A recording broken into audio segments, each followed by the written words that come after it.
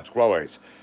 It's the day today. It's harvest day. I'm not going to be doing it during the show because, I mean, sort of given the nature of how we do these shows, I try to interact with everybody. I try to read everybody's messages. I try to do what I can in that regard. You know what I mean? It's just not feasible for me to harvest during the show. So I'm going to be bringing the plants down and doing all of that after the show. And then we'll make a video and we'll release that tomorrow for everybody. But, they've been in 48 hours of darkness now. We've got the 2 silver train wrecks, which are going to be our main sort of smokables that we're going to be keeping for that. And then we've also got the blueberry. Pretty much almost all of that blueberry is going to go straight into the hash bucket. And then the the Bruce Banner's got some tops there that I think are actually not too bad, albeit oddly shaped. So I might keep a few of those tops for some of the smokables and whatnot. But again, most of that plant will also be going into the hash bin, as it were. All right, I've just switched the chat to all messages, so everybody's messages will come through. Zach Davis says, I'm experiencing a few borers on my lowers of my autoflower. Any solutions? Well, I mean, first off, any leaf that you're going to have damage on, I would amputate and remove that right away. You could try using some foliar sprays that work for insecticides. The main thing really is anything with damage, you're going to cut those off. I mean, it depends on which, is it a leaf miner? It depends on which, because there's a few different bugs that kind of show up and be pests that are doing that to your fan leaves there.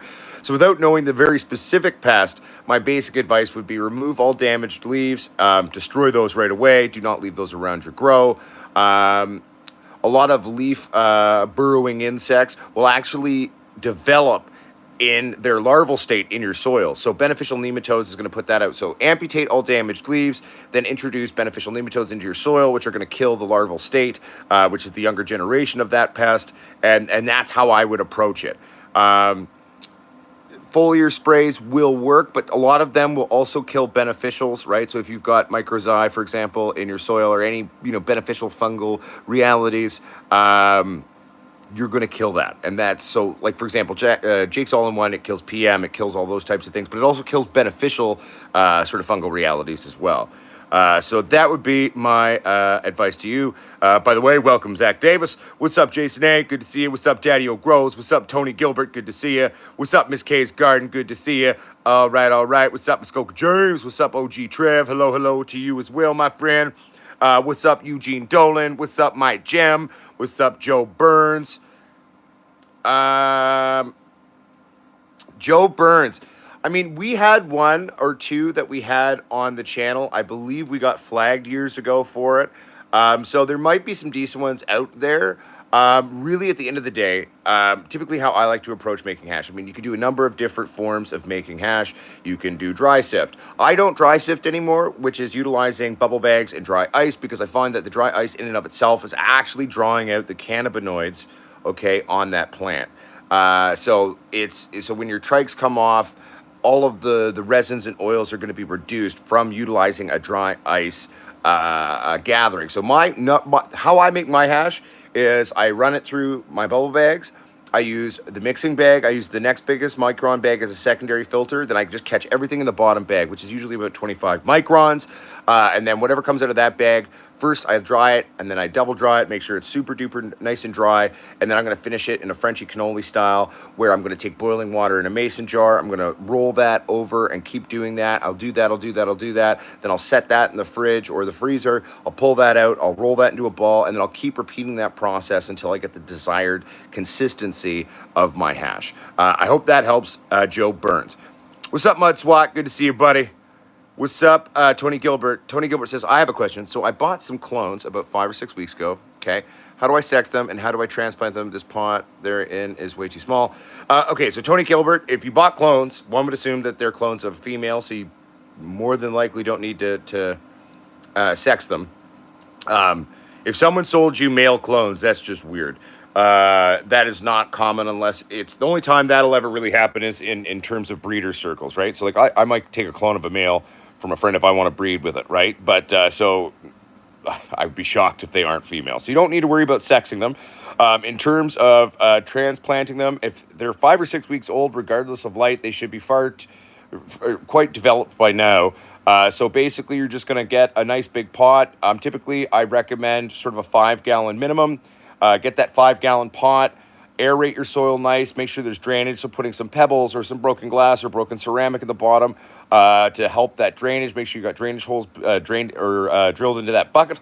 And then again, you're just going to transplant it in. I would also recommend inoculating with microzyme or like adding that in at the transplant, which is going to help your roots to explode and having a nice healthy network there. More roots, more fruits. And yeah, that'll be good to go, bud. What's up, Wonky Donkey? Good to see you. What's up, Larry? Good to see you, buddy. All right. Who am I missing? What's up, Dan Stutzky? Good to see you, buddy. What's up, Dan? You're at work. All right. Don't get yourself in trouble watching my show at work there, Dan. Hopefully you don't get in trouble there. Jonathan Williams. Hi, I can't for the life of me find genuine pure landrace Afghan original seeds that has never been crossed or hybridized in any way. If you know what seed store you could recommend, I would be very grateful.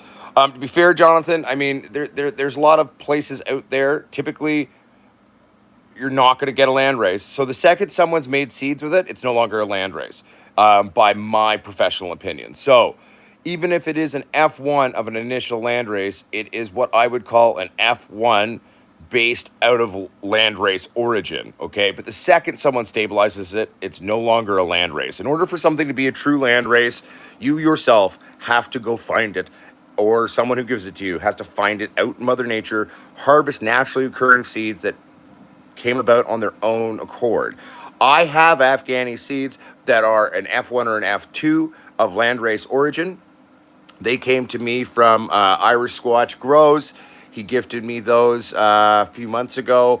They originally came from a guy out of East Coast Canada who I believe said the seeds came to them when he was over in Afghanistan as a soldier. So, like, that kind of story really lends well to it being a true landrace origin genetic. But the second you do even an F1, it's no longer a landrace anymore to me. It's of landrace origin. So that's sort of the proper way to talk about it, in my humble 2 cents. And again, you know, finding a true Afghani, it is tricky out there. Simply put, we will eventually be releasing probably what would be an F2 or an F3 of an Afghani landrace origin on our store eventually. I just don't have the space to do it right now. So eventually I will get around to making those, but that'll be something you'll have to wait for from me, sadly. What have I missed? Jason, you got to remember, though, it was like showing websites and tagging websites in the description that got me. I don't think me talking about things is an issue. I haven't told anyone any specifics. So, OG Trev, that is where you're going to go to. I can't remember if it was Mr. Nice or Todd McCormick at AG Seed Co. That would be one of the two that we got in trouble for sharing with you. You're going to have to Google that on your own to find them, though. Yeah, no, I mean, I've never heard of super hash plant. I know hash plant, and a true hash plant is arguably one of the most amazing strains. It is one of my favorite strains of cannabis to smoke, taste, enjoy. It is absolutely wonderful.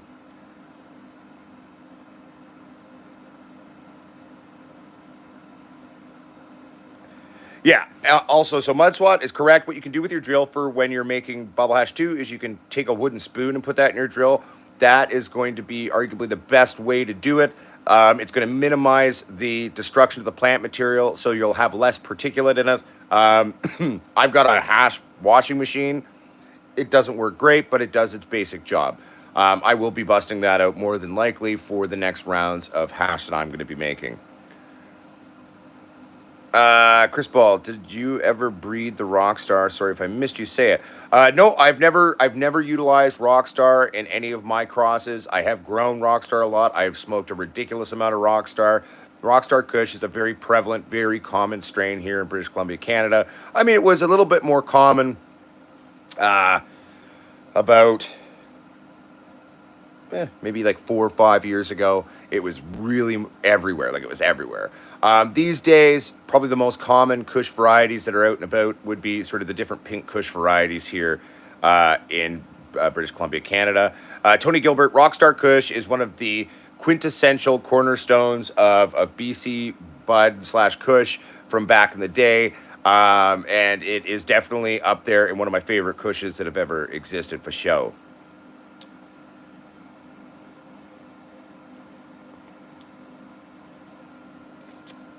Again, like with many things we love, though, it's hard to find the original versions of things. So a big part of why I did. Chris Ball, I did have a male, but I didn't have the breeding space to work with it. So I ended up just saying, screw it. I mean, sadly, we're not going to be doing any crosses with the Rockstar just because I didn't have the space. I have been now unemployed for over 2 months. I've been in a 2 month hiring process for a great new job that will help me to get ahead, and I'll be able to start buying things again for the channel.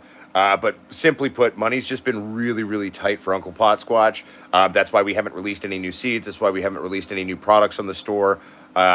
Just because I'm barely keeping the lights on here at Potsquatch Growers at the moment, and holding on by the skin of my teeth. But we'll get there, and I'm not overly worried. You know what I'm saying?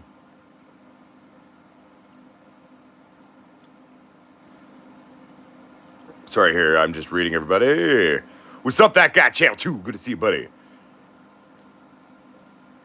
What's up, Daniel and Drasty? Good to see you, buddy. How you doing?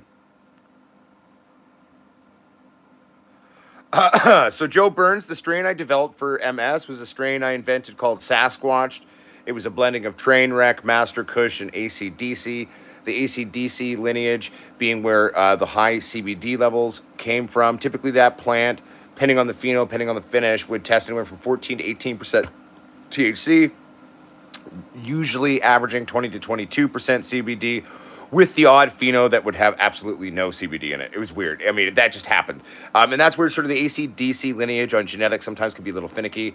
I've seen a lot of ACDC crosses that, like, occasionally you'd get no CBD really in the plant. And then sometimes you would have ones where it would hold true, right? So it's interesting to see the partial recessive nature of the CBD production of the ACDC genetic lineage.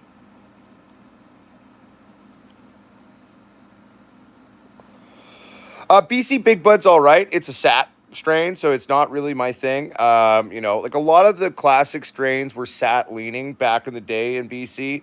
I've never been a SAT kind of guy. I like my Kushes. I'm into an indica Kush world. That's my happy favorite place to exist. BC Big Bud was all right. I've smoked it a lot. I've grown it. It would make decent buds. It would make fairly potent, but again, really satty. So it's not really what I personally go for. But it was a quintessential strain. Like it was a serious producer for sure. It produced weight, and it made really big buds. That's for sure too. No worries at all, Jonathan Williams. I don't even remember what I was answering from Jonathan from before.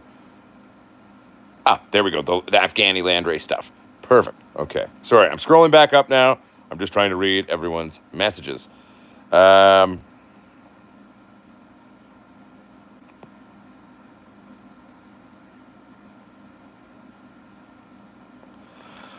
Eugene Dolan, again, Godfather OG, never worked with it, never even smoked it.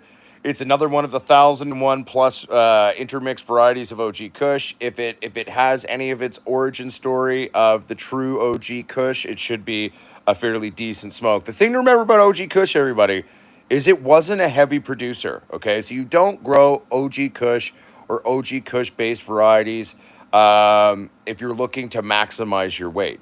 We never grew OG Kush because it was the best producer. What we did grow it for was the fact that it produced amazing fire. So what it did produce was awesome, if that makes sense. Do you know what I'm saying? That's funny. Tony Gilbert, I have real green crack. I have a few different forms of it in my genetic library there, or the vault, as I affectionately call it. I've also got a couple of interesting things crossed with green crack. So eventually I will be releasing that too. The sad thing is like we would have another 15 strains available for everybody if my last marriage hadn't fallen apart and I hadn't lost the laboratory. If I had had more space, we would have already released a crap ton of genetics for everybody. But eventually We'll get there. It's just taking time.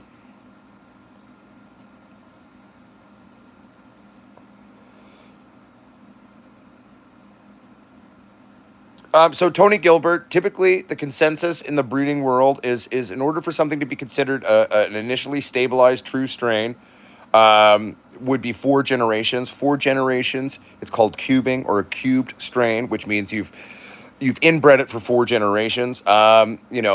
Typically, I would say things are if you're good at what you're doing and you're doing proper pheno hunts between each generation. Which takes a lot of time, right? Like a true pheno hunt to truly do this. If you have access to enough beans, I mean, you're usually popping anywhere from like 50 to 100 plants of each strain, and then you're going to find like one specific female, one specific male, and you're going to breed with that.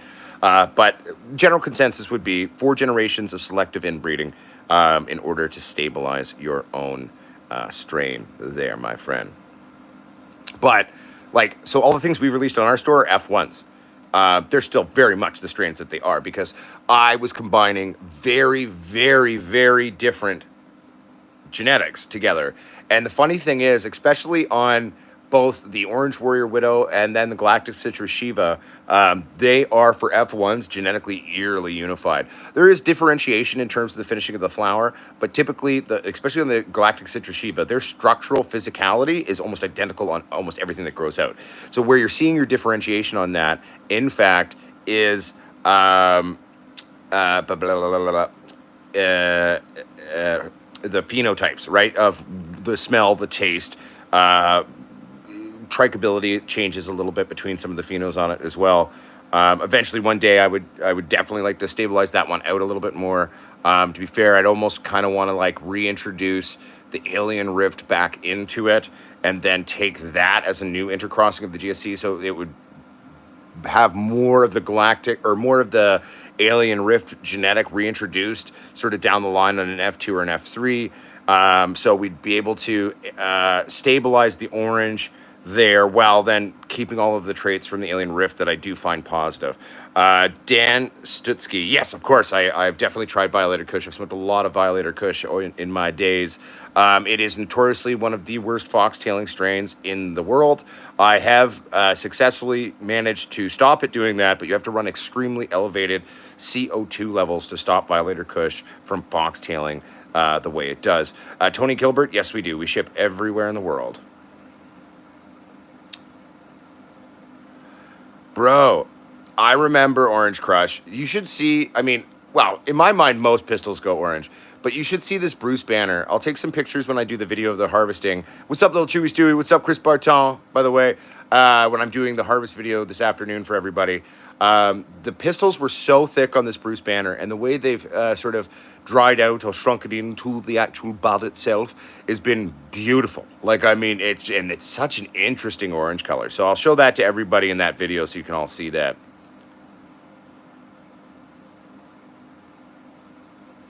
Oh, Tony, I've got hundreds and hundreds and hundreds of rare things in my collection, my brother.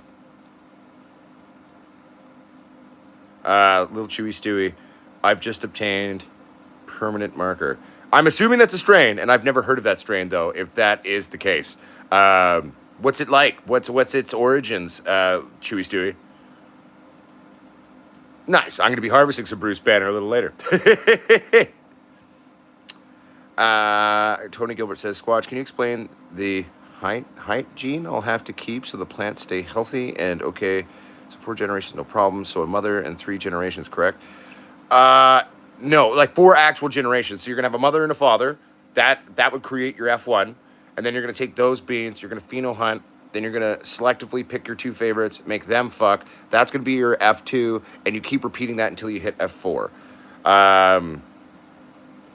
And in terms of hygiene, just general cleanliness, cleaning down your grow space, always cleaning your tools, being mindful of your clothing. So like if you're out and about, out in the woods, or you're going out wearing your clothes can track in pests and negative things, anyone coming into your grow space. So be anal retentive about who and what and everything that goes in and out of your grow space.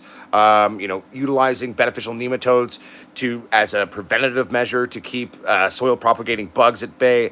You can use things like Jake's All-in-One during veg in a lighter application in order to boost the immunoresponse of the plant. You can actually use aspirin, which is acetylsilic acid, which would then mimic the silic acid naturally produced by the cannabis plant when its immune system is activated.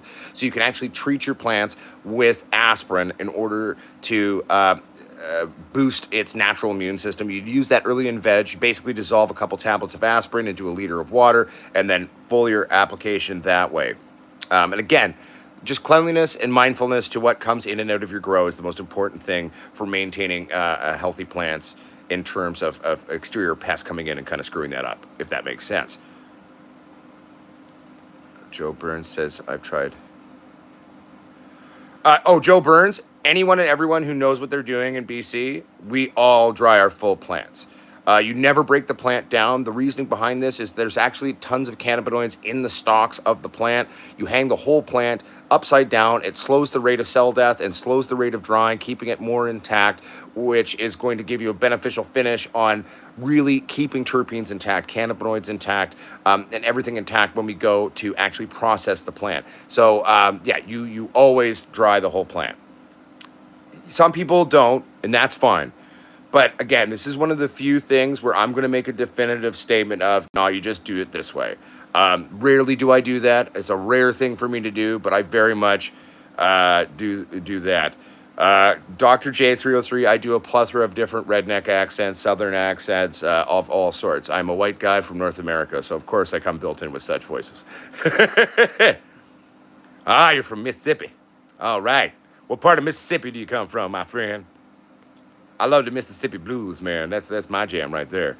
Tony Gilbert says, yeah, permanent marker. I had that in Europe. It smelled like a marker. It was wild. Oh, wow. So that must have some crazy gas to it, man. So I'm assuming then, given the name, and if it legitimately comes out almost gassy like a permanent marker smell, that should have some really crazy terp profiles in it then. My buds on the Bruce Banner are light green. Just my pistils are screaming orange, by the way, just to clarify on that.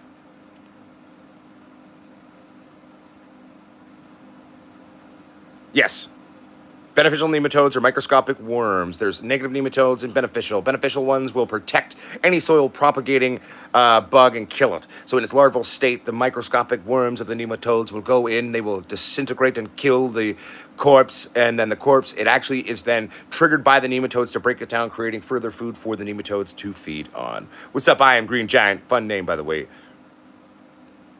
Yes, bleach is the safest thing to use. If you're ever in doubt, just bleach the living shit out of your tents and your grow equipment. Yo, Brian No Brigga, homie. It's been a hot minute, bro. Mahalo, man. Good to see you, bro. What's good in the hood, man? What's up, my son? What's crack-a-lackin'?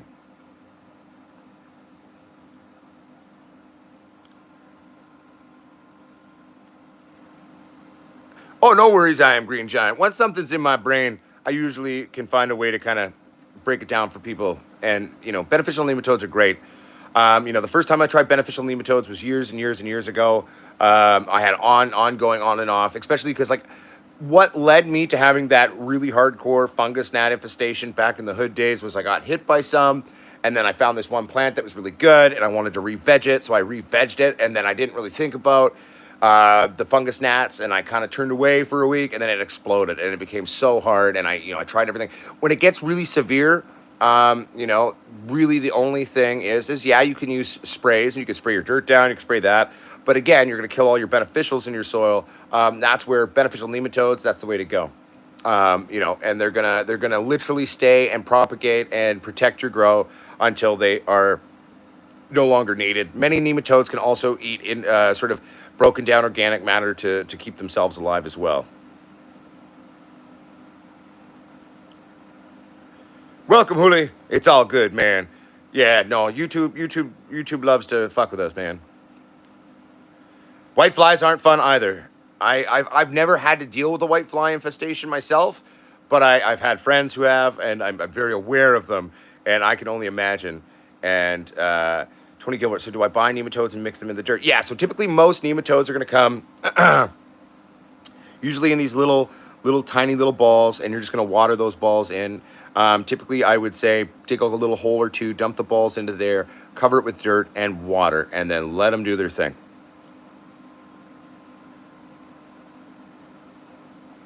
There you go, Brian. Hell yeah, buddy.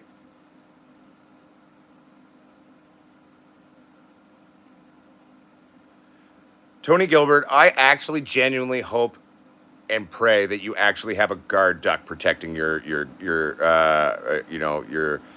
uh, from your protecting your plants. Dirks can. Okay. Growboss says you only get gnats from overwatering. Bullshit. Guy's a moron.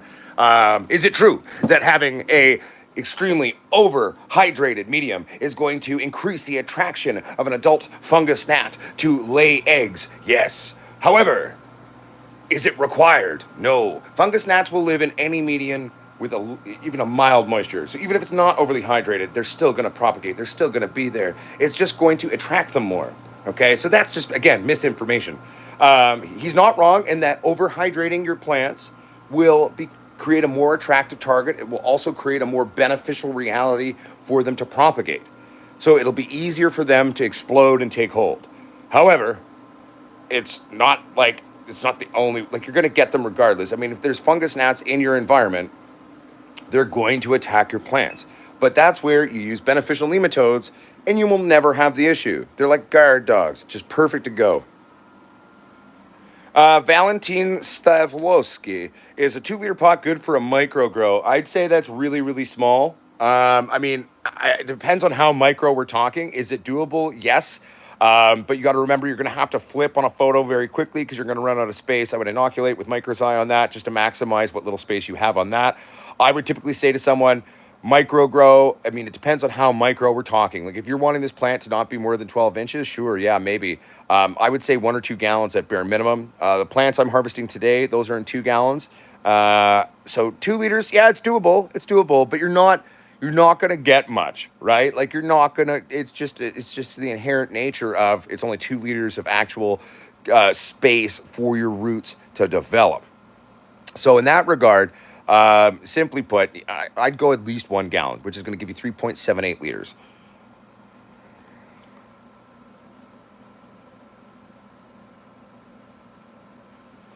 Yes, little chewy stewy. I mean, I think, I don't know if I would say too much light is a common thing. I would say people's application and utilization of their technology on their plants and their pheno selections or strain selections are more what's causing to some light stressors out there. I personally don't even care about overlight. If my leaves are tockling because they're overexposed to light, I'm not going to worry about it. I'm going to keep cranking. But I will definitely say, though, especially when it comes to overhydration, overwatering, or overloving your plant. So overfeeding, overloving, or doing such at a much earlier stage. So, like, when the plant is the seedling, a young cannabis plant, there's not much you have to do. You just leave the stupid thing alone, right? Like, you water it occasionally. After a certain point, you feed it a little bit occasionally. But for young plants, just leave them the fuck alone. I mean, they know what they're doing. It's a very intelligent plant. You know what I'm saying? That's awesome, Tony. Your duck sounds like a dope ass duck to me.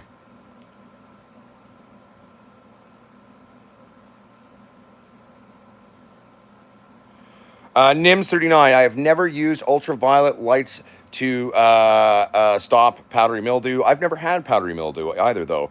I don't need to because I'm an indoor grower who's anal retentive. I'm not bringing exterior air sources into my grow space, thus not introducing powdery mildew. Plus, at the end of the day, if I ever have an issue of that or worry of that being an issue, I would just use Jake's All-in-One as a preventative spray, which no PM will live it. Like, Jake's All-in-One kills powdery mildew infestation on a plant instantaneously almost.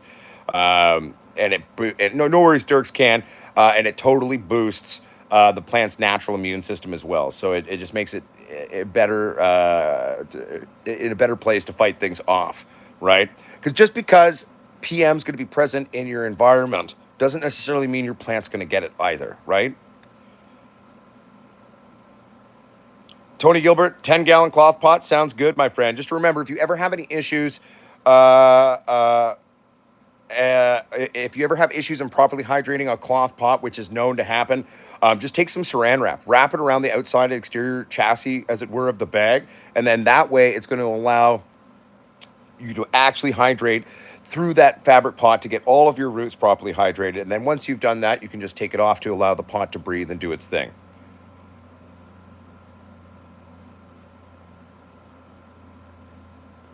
I concur with you, little Chewy Stewie. He's just a silly bloke, to put it simply, and he's mean to people, which I have a big issue on. You know.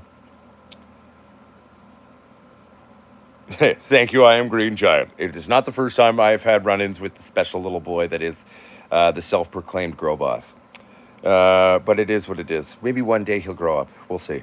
NIMS 39. I've been learning that UVC is great for preventing PM flower. No, you definitely can do that. 100%. 100%. No, I don't disagree with you. Where I would probably utilize it, and so I would, again, I'm never going to be running open air intake typically, but if I were running open air intake, I would probably build a UVC section into my air intake so that all the air that's coming into my grow is going to be, in a sense, pasteurized by that light. And again, Jake's All-in-One, you can spray even in flower, but if you have PM hit in flower, there's nothing you can do. Jorge Cervantes many moons ago said, oh, you can just wash it off with hydrogen peroxide and water. That is a lie. That is not true. You can remove the exterior powdery mildew for sure that way, but it's still going to have powdery mildew throughout the bud, and that is just the reality of growing.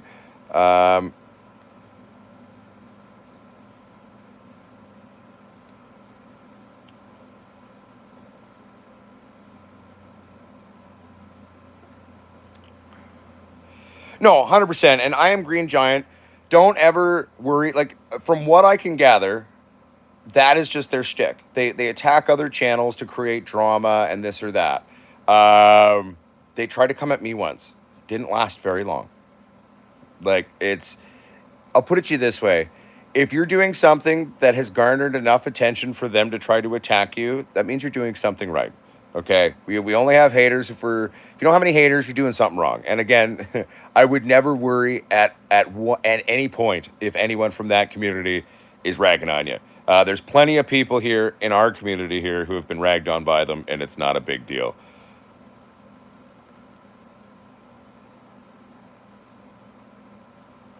Right? No, I believe it, Warriors Dub Nation. And at the end of the day, that's the one inherent issue I think about cloth pots is one, there is a higher rate of actual hydration, so you have to water your plants more often. And then also, it's hard to get a pure, like, in-depth, all the way through watering. But it works, though.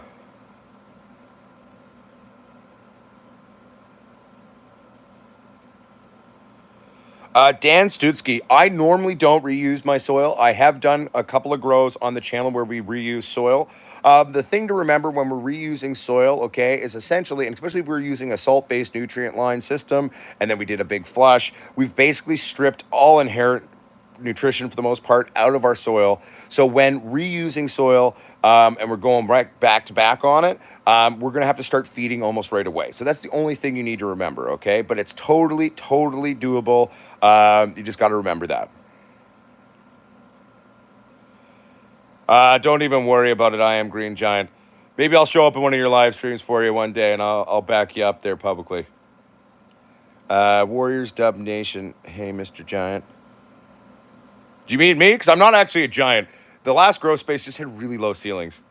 Like, I'm not a small dude, but I'm not a giant by any means. I just looked in that video like I was a giant.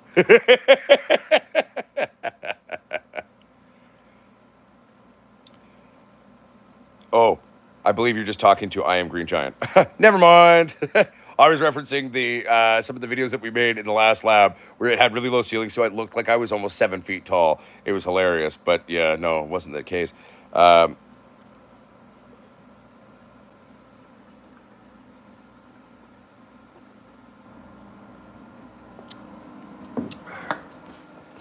Well, NIMS 39, a little bit of paranoia when it comes to our grows is not a bad thing. If we let it completely rob us of all normalcy in our minds and ourselves, that's not good.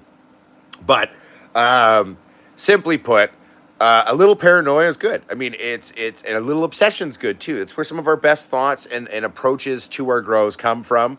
But don't let it take over your mind fully, though. What's up, growing with a twist? How you doing, buddy? Good to see you.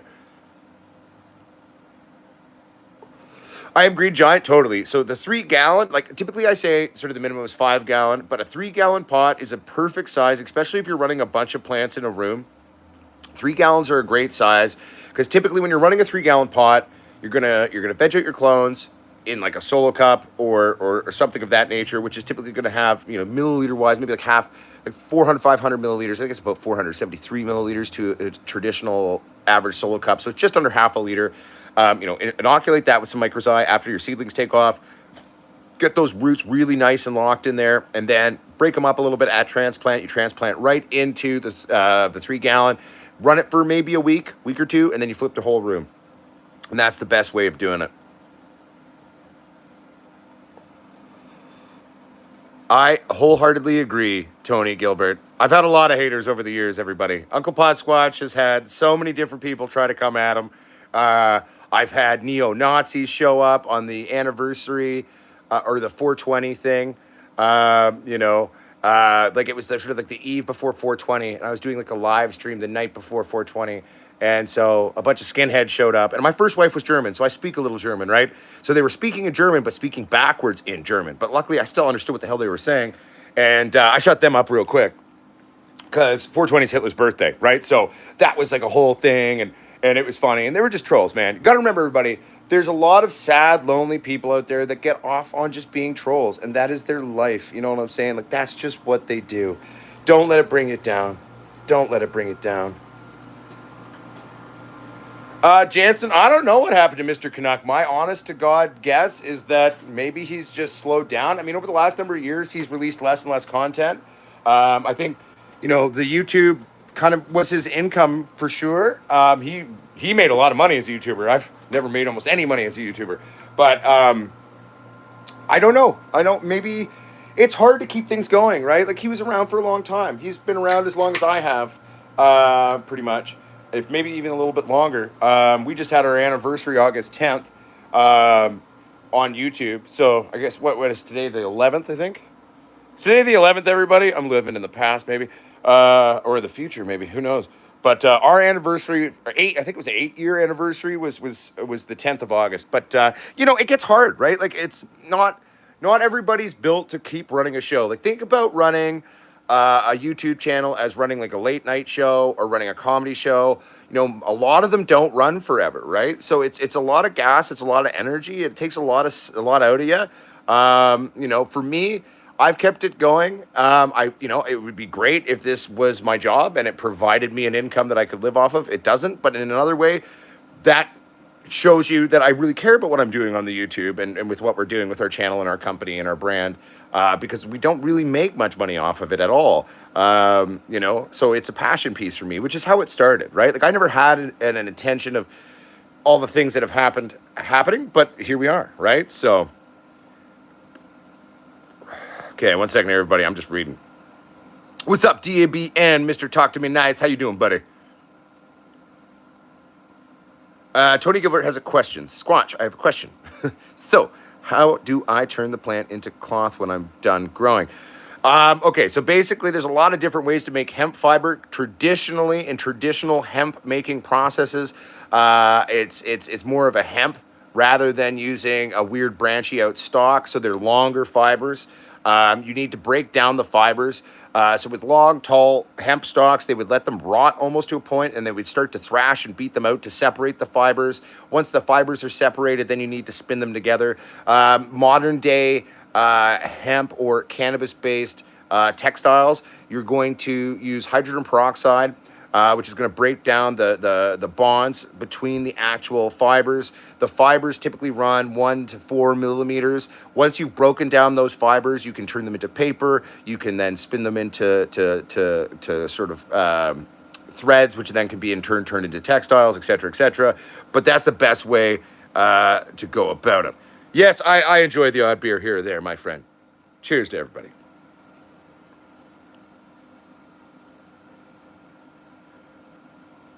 Mr. Green Thumb, Ottawa. We've seen it. Oh, laugh out loud at weed event. Which weed event are we talking about, Mr. Green Thumb?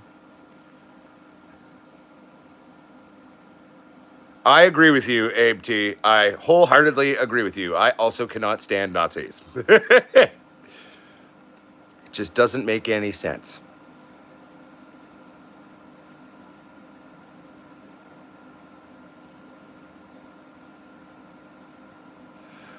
Right. I mean, and at the end of the day, little Chewy Stewie, like, especially like once you've learned a strain, once you've got your grow dialed in with a specific strain, you don't need to dick around with it. Especially if you're on a mission to produce weight. Yeah, totally. Don't dick around with something that works. It's for me. I like doing experiments and changing it up because I get bored. But I'm not. If I was running a room that I'm producing weight with, right, and that was for market, like I'm gonna dial that room in, and then I'm just gonna let it run the way it runs, right? Your big rooms aren't necessarily spaces for dinking around with. It's our smaller setups and our smaller grows where we can experiment and dick around with shit, and then have fun and learn and expand our concepts on things, right? Nims 39.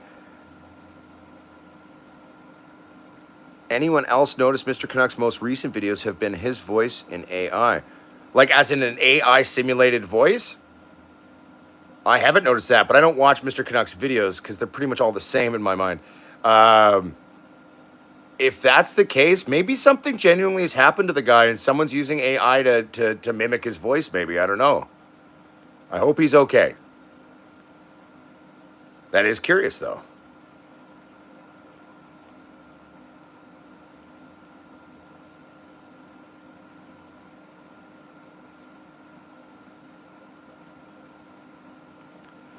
Yeah, so Tony Gilbert, the real way you're going to get a cheap price on making a quality t-shirt is you have to order in bulk. That's the only way you're going to get it cheap. And typically, let's be fair, most North American or European-based shirt companies are not going to be able to compete with cheaper options that are around the world in order for mass production, right? So, thank you, Miss K's Garden. I'm living in the past then. I totally forgot that the 10th was my anniversary too. I meant to be like, at least make a video and be like, yeah, it's anniversary on YouTube or some shit. And I totally forgot though. I totally forgot. Oopsie poopsie.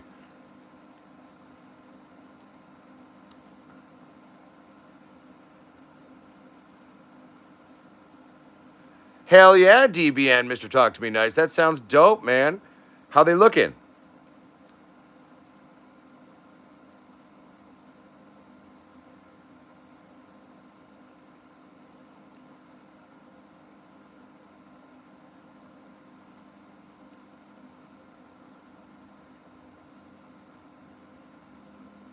Oh, 100% Mr. Green Thumb. Like, the world of cannabis is a very diverse one.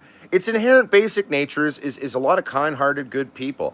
The one inherent issue I've seen within the cannabis community, particularly in amongst in a modern day and age breeders and growers, is there's so much arrogance, there's so much ego, there's so much infighting, there's so much shitting on each other. That's part of why I've never really engaged with a lot of it, because I mean it just goes against this sort of seminal foundation of what I believe that the cannabis community truly is, right? But yeah, man, there's some special folks out there, I'll tell you.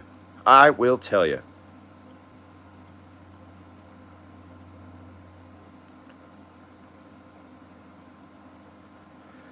So Edward Adams, what strain is good for outdoors? You want to do height. Well, to be fair, I mean, as long as you have an appropriate vegetation window inside and then transplant outside an already developed plant, even more indica, bushy type things can get quite large.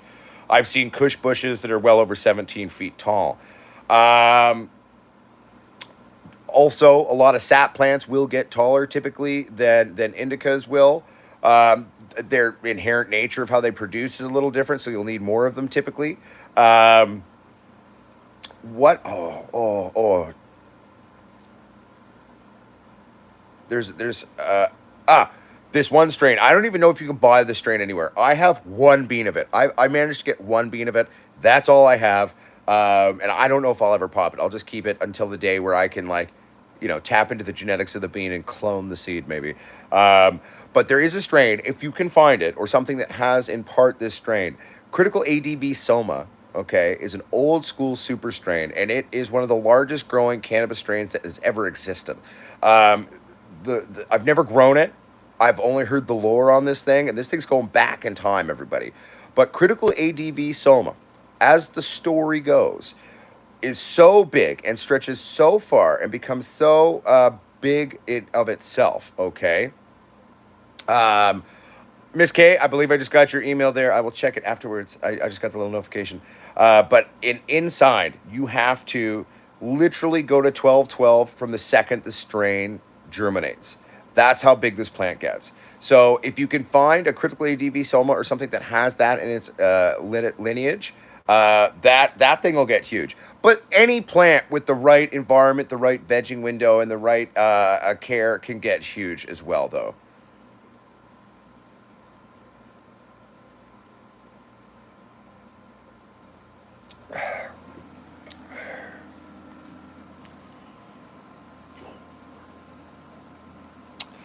That's what I'd say. Do it, but just remember though. Typically, anything made from hemp though wouldn't necessarily be quite considered a plastic. It is. I mean, there's you can make hempy steel, which is it is a mix of certain resins and stuff like that, but it's not really polymer based though. Um, but yeah, no, totally. I mean, hemp is amazing. Everybody, you can make so much crazy shit out of hemp. Like, I mean, the whole world should be built out of hemp. I mean, it's astonishing, and it's so easy for us as a planet to grow and have easily accessible stuff. Um, Edward Adams, what strain is good for outdoors and weight? Well, anything that's a good producer in general is going to do well. Yes, certain strains are going to be more suited. You're going to want to go something that's pest resistant. You're going to want something that's a known producer. So things like a Northern Lights, a Master Kush. They're going to be great producers. They're not going to necessarily get super tall, but they can get tall if you take your time and your veg window inside and then bring them out. Also, typically if you live in a moist climate, right, you want something that's mold resistant or bud rot resistant, shit like that. You know what I'm saying? So,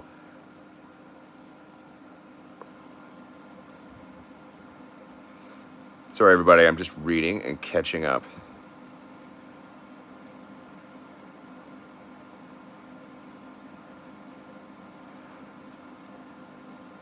Alvin, do you mean Mr. Canucks grow or something? Is that who you're talking about, Alvin? Welcome, by the way, Alvin. Good to see you. Alvin, how are your giant plants doing? Joe Burns, I used to. Yeah, I used to grow a lot of vegetables. I used to grow fruits. I had fruit trees. But I don't have space to do that these days. But yes, I love farming in general. I come from 6,000 years of farmers and fishermen. Um, I wish I had space and a yard again. I mean, my goal is to one day buy an acreage, and then on that acreage, we're not only gonna like have tons of different crops. I'm gonna have animals, and then I'm also gonna have amazing indoor built grows that are self-sustaining, off grid completely. And I'm gonna design it all myself. I've been designing these types of systems for years. I also want to utilize them. One of the coolest experiments I did, and I did it on a small scale, but I basically managed to come up with a way of manipulating the partial perennial nature of hops in its early season before it goes into hop flowering. It for about 2 weeks, typically around April, end of April, early May, 2 or 3 weeks. It gives off this short asparagus-like shoot, which is one of the most expensive vegetables in the world. And I've managed to actually concurrently harvest that, which, to my knowledge, I'm the first person in the history of anyone to ever do that. I couldn't grow weed when I was in Germany, so I had to do something. So that's what I did when I lived in Germany. Was I fucked around with hops.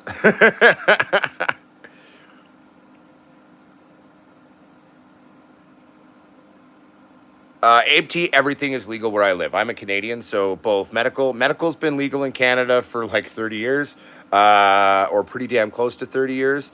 Recreational's been legal for like 6 or 7 years now. So yeah, everything's fully legal in my country, which is why I keep getting mad that YouTube keeps hitting me with shit.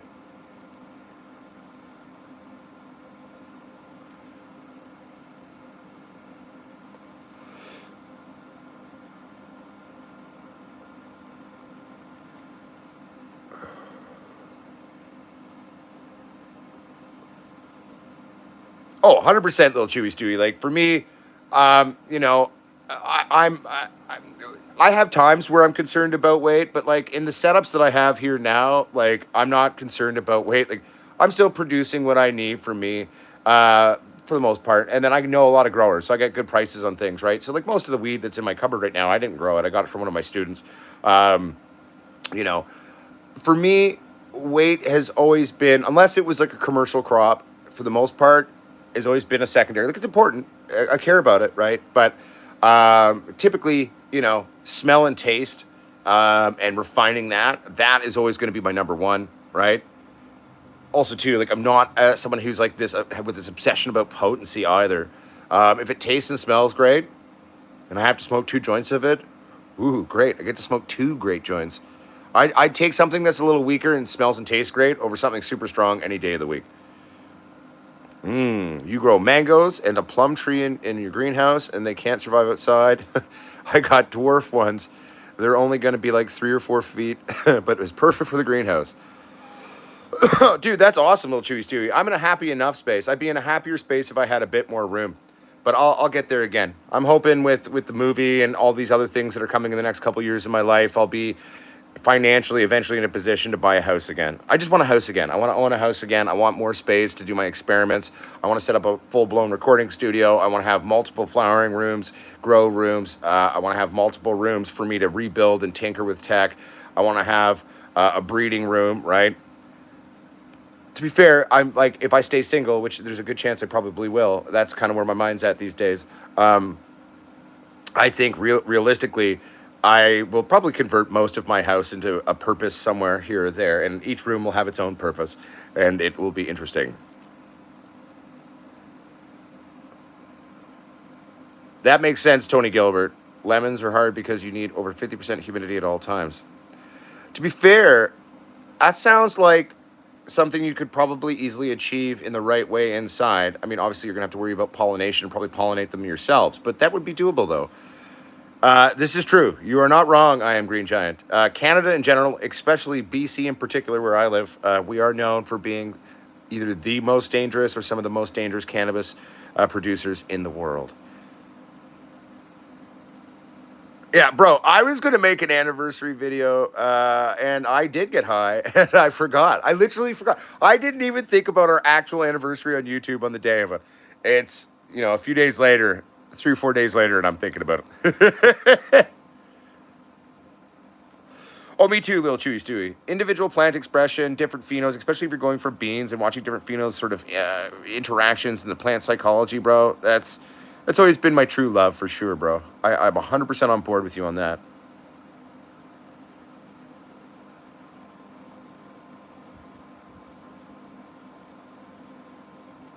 Hell yeah, DBN. That's awesome, bro.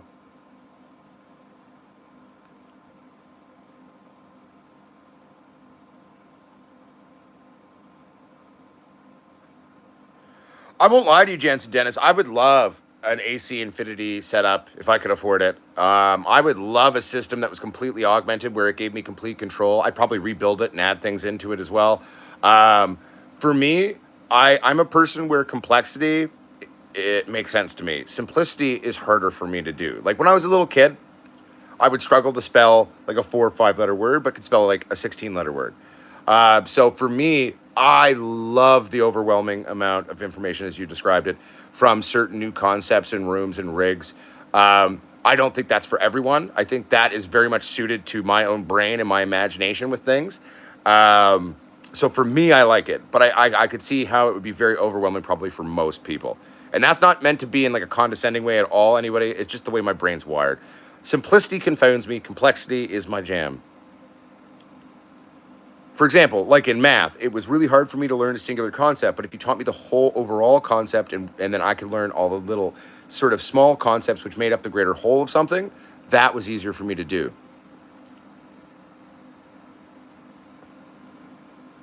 A Neville G13 Haze. All right, so G13 crossed by Neville's Haze. That sounds interesting, Chewy Stewie. Tony Gilbert, hemp steel was it's a new age concoction based off the basic original premise of making hempcrete, which is a technology that's over 2,500 years old. That original hempcrete was made using limestone and basically hemp fibers and a few other things. And then you temper it, and then it becomes like ridiculously strong. Hempy steel was first truly innovated. I don't know if it was by Ford. I would say he probably perfected it, though. I'd have to double check on that. But one of the first vehicles Ford ever made was like 67% hemp, and it was all made out of hempy steel. Hempy steel in and of itself is basically a bunch of resins and hemp fibers, and it is anywhere from 10 to 15 times stronger than steel, depending on how you make it. It's super lightweight, and it is ridiculously strong. So hempy steel is the shit. It's also like a renewable technology and really easy to do and really cheap to make, which is probably why it never took off. Too hard to make money on.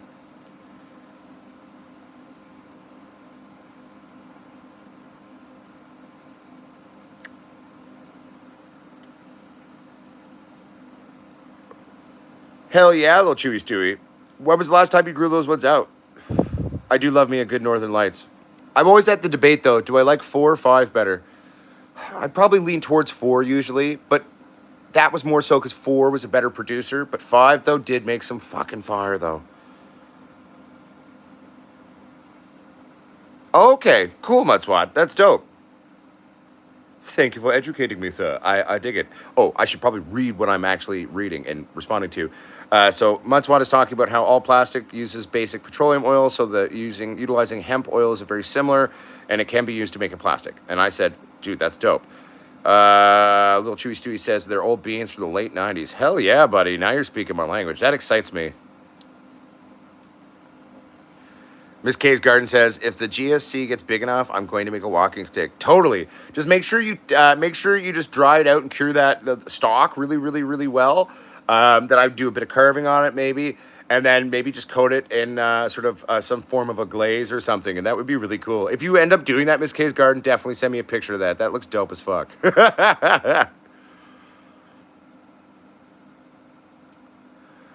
So Mother Gorilla is just Gorilla Glue made by Royal Queen Seeds, if I'm remembering correctly. So it's just a Gorilla Glue.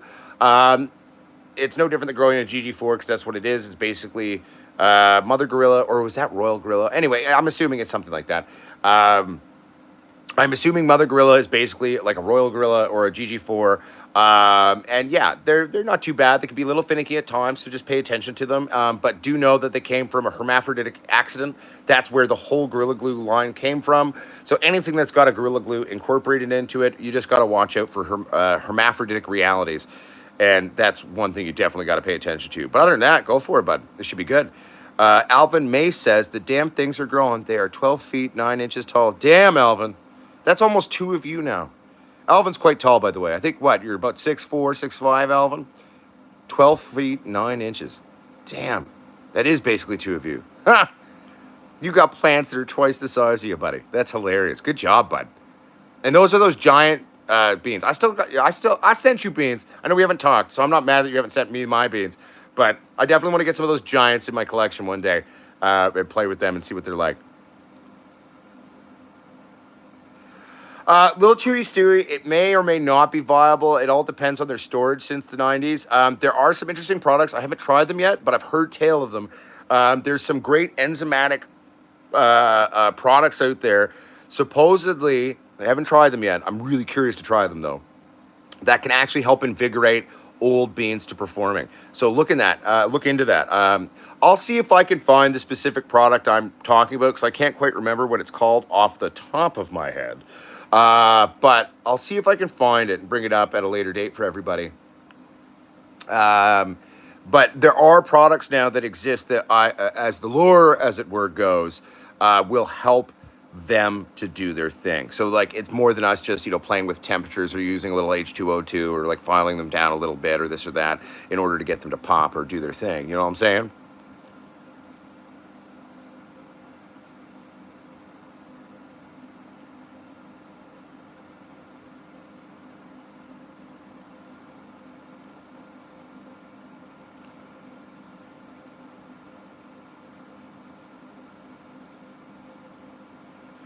Oh, totally. Well, like, I mean, I had this one friend, right? Biker Squatch. Him and his friends made a lot of stuff. We called it grassoline, which is moonshine, highly refined moonshine made of only cannabis. And shit, you could run a Harley off of it.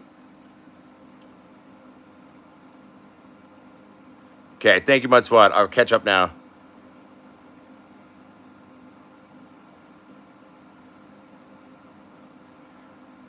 Do you mean like simplistic carbs like gluten? I've lost a lot of weight too. I've been on my diet again. I still drink beer, but that's the only thing I'm allowed. And I'm definitely dropping weight left, right, and center. And then soon I will be back to working out. Warwick Tut, dang, you're handsome. Oh, well, thank you. um, okay, wait. Okay, everybody, I'm just going to power read here. Give me a second. Well, thank you, Warwick Tut. I appreciate that. Um, Bear with me here, everybody. I'm just trying to read everything. If there's anything big that I need to respond to, I will. But I agree with you, Reverend Veritas. It makes me excited and my wallet weep too in terms of AC Infinity tech. I'm still reading, everybody.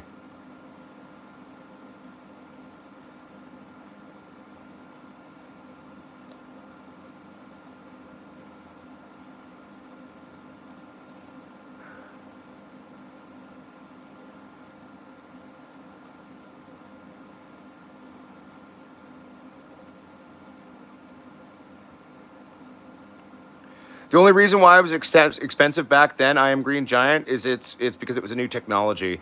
If we actually invested in that technology, it really costs almost nothing to make.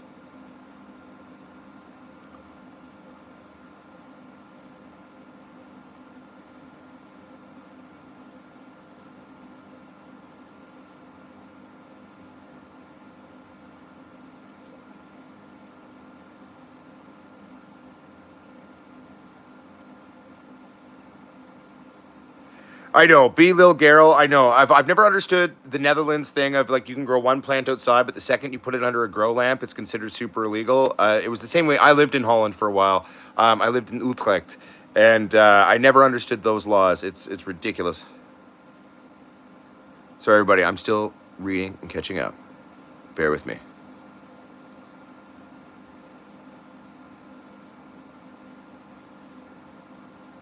If it is you, Irish, say hi. I miss you, bud. Good to see you, bud. It's been a hot minute, dude. I hope you're well. I hear you are dad now. Congratulations. Oh, I caught up. Ha ha. All right, there we go, everybody. I caught up. Yay. All right.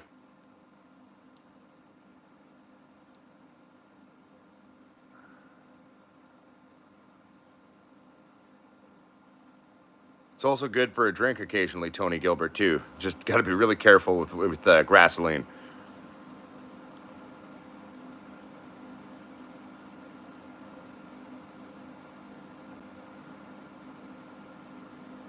I feel like I missed part of what we're talking to Tony about. Let me go back.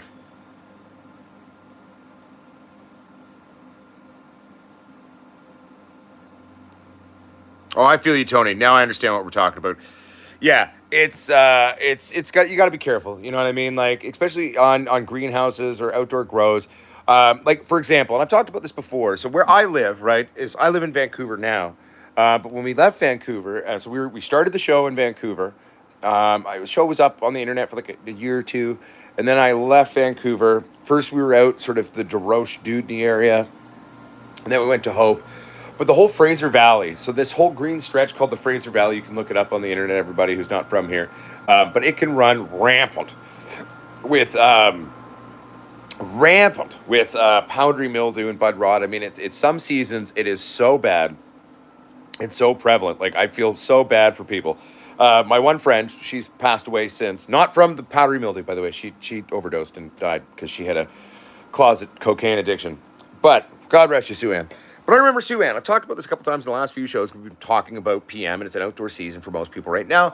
And like she sent me this picture one time, and she was like, "Man, look at how crazy like frosted my plants are." And then I looked at her plant, and it was not frost. It was legitimately the worst PM infestation I've ever seen on a plant. And I was just like, Sue Ann, honey, that is not crystal. Those aren't trikes. That is the worst infestation of powdery mildew I've ever seen in my bloody life. Please do not ever consume this plant. This is bad. Do not do. This is bad. Please don't do it. So, but again, she lived sort of on the edge of Mission, which is in the Fraser Valley kind of area there. And it can be really, really bad out there.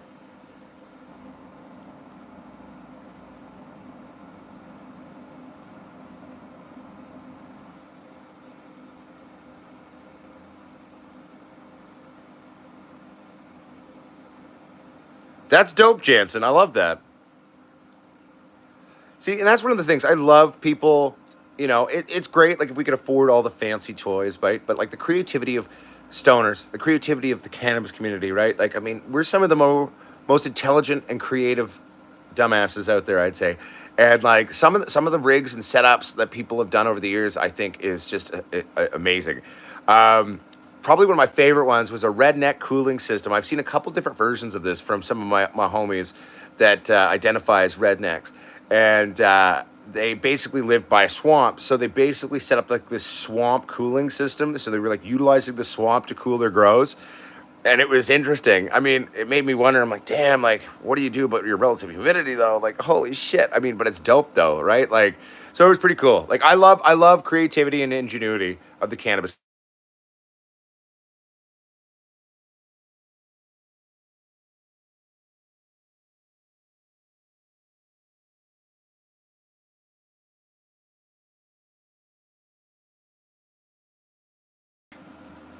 Uh oh. Uh oh. Did I glitch out? Everybody? You still there? Show froze. Hello? Hello? Can you hear me? Can you hear me or no?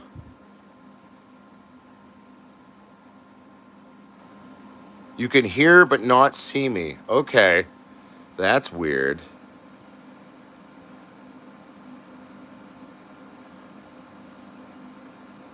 Okay.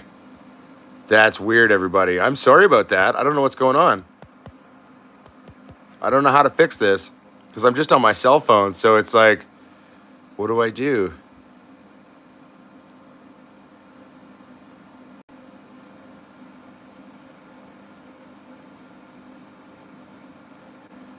Um, Bear with me, everybody. I'm just clicking the few buttons that I can.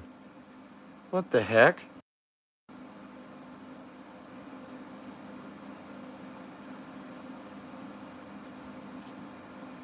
Uh, no, it's not my Wi-Fi. I've got super hardcore. I think it has to do with the fact that I had a phone call coming into the show and it's glitched the show out. So the audio's coming through, but the video is just wonked now. And it's because I received a phone call during the show, which rarely happens. Shit. What do I do? What's our vote, everybody? Like, do you want me to keep talking? Or should we just call it a short show today, and maybe I'll do another live in a day or two for everybody? Scary story time. I apologize, by the way, everybody. I like this is very frustrating. I am a professional voiceover actor, Joe Burns. I do many, many, many different types of voices. I can't reset it. I'm on a cell phone, Kyle. I want to reset it, but like maybe if I do this. Hey, how about now? Can you hear and see me now, motherfuckers? How about now? How about now? Can you hear and see me now? All right. So I thought old school, and I thought about the old hard boot, right? And I was like, well, what if I just scroll out of the show, which I've inadvertently done before, and then the show had to reinitiate? What if I do that? It might reinitiate the basic drivers that are powering my camera in the show, delivering you the video feed. And guess what? It seemed to have worked. All right. Well, Antonio, I don't own a top hat or a monocle currently, but I could get one eventually. All right, there we go. We fixed it, everybody. I'm excited for the next run, too, by the way. Like, I mean, I'm going to be harvesting these plants today, get them start to draw in, at which point I'm going to clean down, and not that any pests or bad things have happened in the tent, but again, regardless of anything, you should always clean your grows in between runs, break everything down, bleach this stupid thing hardcore, okay? And basically go to town, start scrubbing and doing and do what you can. And we've already got the next plants going, though. They're actually almost 3 weeks of veg. I will say the interesting thing is they've been a little slow in their start. But I mean, I've seen some plants take a hot minute too to kind of come to terms with themselves and kind of get themselves going in terms of the genetic.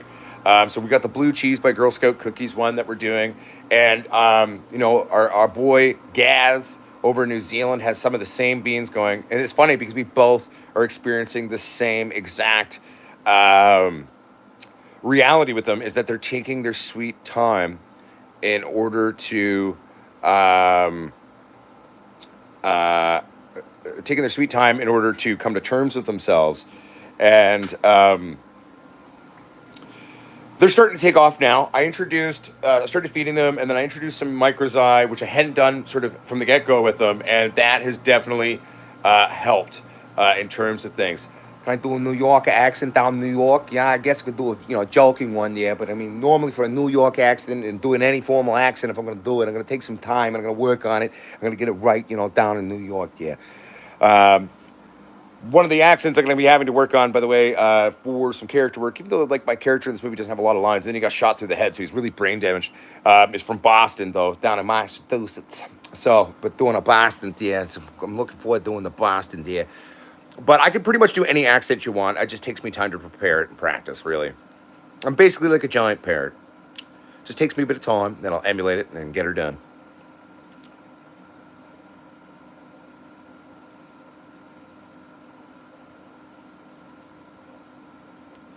Yeah, so this one's interesting. It's a blue cheese, so a blueberry crossed with a true cheese, and then that's been crossed by the Girl Scout cookies.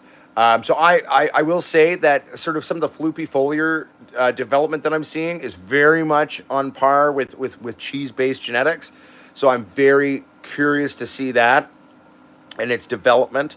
And I'm hoping that a lot of that cheesiness stays inherently true to the final product, but I'm also hoping that the flowers themselves gain from the Girl Scout cookies a bit of sort of the actual flower formation and the way it looks and is structured.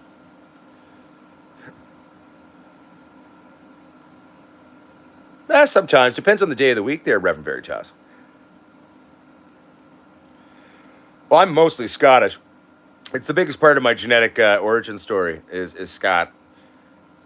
I think I'm like 52 to 56% Scottish. Then there's Irish. Then there's Welsh. There's Norwegian. There's Swedish. More Swedish than Norwegian. I'm like 14% Swedish, I think. But the biggest part to me is Scout from Scotland. I like to wear kilts.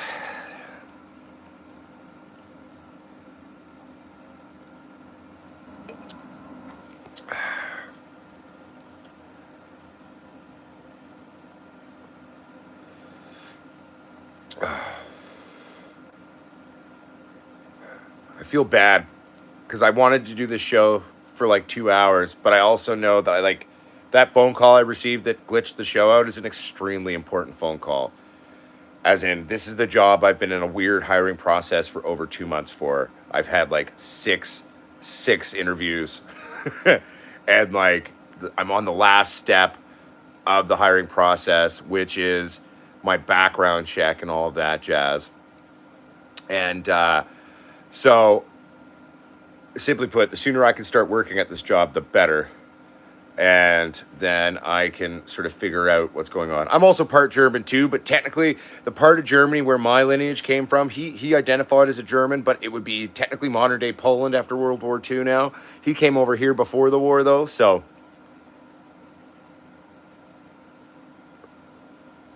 yeah. So everybody, I think I got to call this guy back because I'm going to be distracted and wholeheartedly doing this. So we're going to cut the show short today, but I'll do another show for you in a couple of days, okay? And then tomorrow you'll get the harvest video, which I'm going to shoot for you this afternoon after I take this phone call, okay, everybody? But my credit cards are maxed out. I'm almost out of my line of credit. I simply put, really, really need this job to start as soon as possible. So I'm going to let you go early today, and I apologize for that, everybody. But this is just a really important call. I need to call him back. So thank you, everybody, and I appreciate it. And just know we will be back soon. We will have content for you soon. The plants are sitting here in darkness, ready to be Ooh, it stinks in there. Ready to be harvested. So we're going to get that done today and get that drawn, and we'll go from there. Okay, everybody. But, like, subscribe, tell your friends. Check out our older videos. There's hundreds and hundreds and hundreds of them. Check out the Potsquatch Growers community on Facebook. Check out PotsquatchSales.com. That's our store. It's where you're going to get all your genetics, hats, t-shirts, grinders, papers, beard oil, CBD, and all that jazz. Okay, and we will come to you live again very, very soon. Okay, remember, the true grower is the forever student. Remember, the true grower is the... I gotta start that again. Remember, the true grower is the forever student. The true grower is not afraid to take risks. The true grower makes educated, stupid decisions. There's 1,001 highways to the same destination. Just because someone does it differently than you doesn't mean they're wrong. All right, and also, we don't have to agree to get along, everybody. The human race doesn't have to be doomed. That's in our control and our power. Love each other. Love yourselves. Word to your mother. Uncle Potsquatch out. Sorry about that. I gotta go, everybody. Okay, peace, everybody.